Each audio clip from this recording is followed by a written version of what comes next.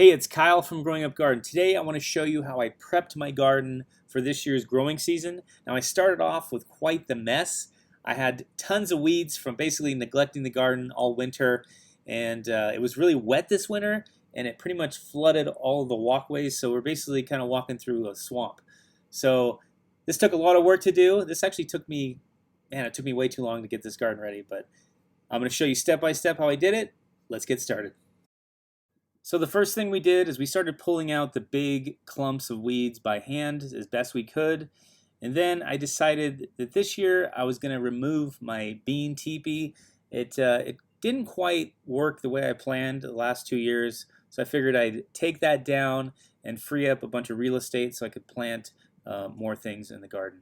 So after hours of pulling weeds by hand, I decided that it was going to take way too long to get them all out. It probably would have taken like months. That's how bad it was.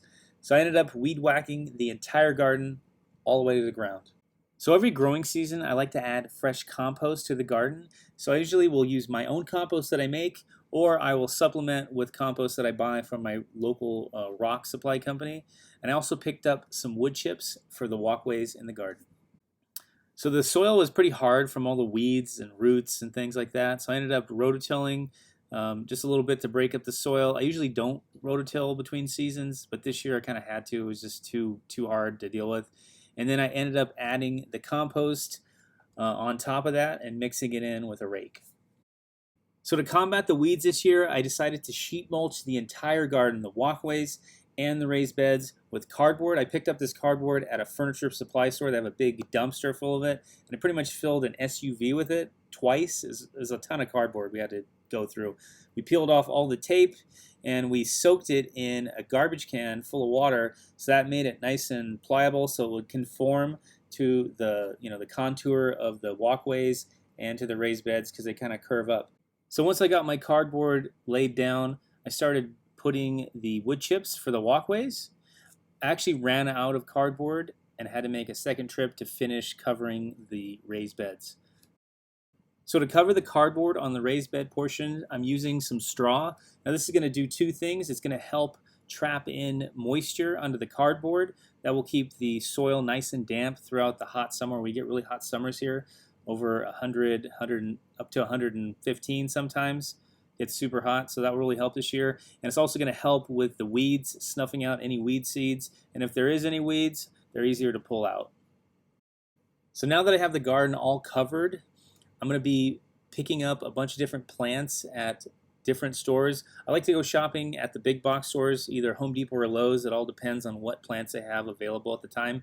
Sometimes I'll go to Ace Hardware, and then we do have a local nursery that we love going to. It's called the Morning Sun Herb Farm, and they have a lot of unique plants that they don't really carry at the big box stores, and the kids really like going there too because they have some goats and donkeys for the kids to feed and pet.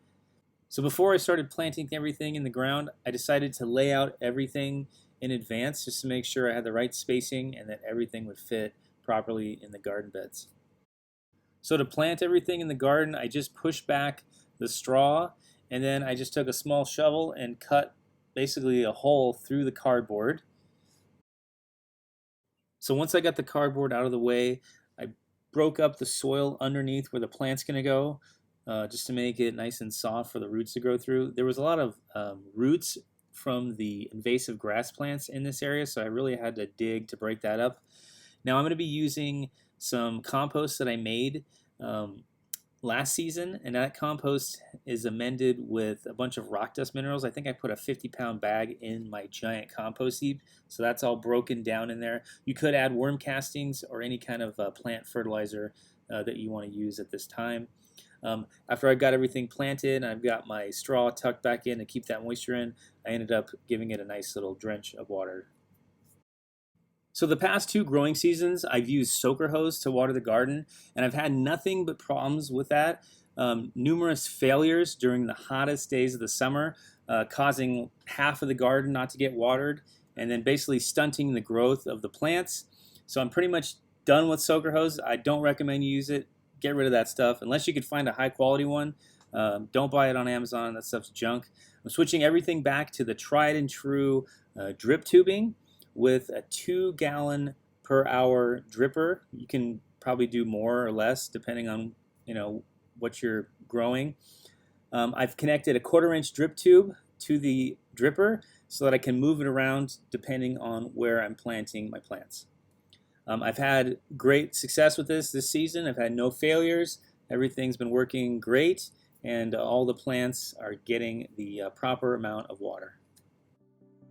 So the only thing left to do is manage the weeds and the pests in the garden, and just let it do its thing and grow. That's all I can do now, and I hope you guys enjoy this video. Get out there and start a garden. It's so much fun once you get everything planted and you get to enjoy the fruits of your labor. So with that said, I want to thank you all for watching, and I will see you guys the next garden video. And oh yeah, don't forget to like, share, and subscribe, and check out my other videos right here.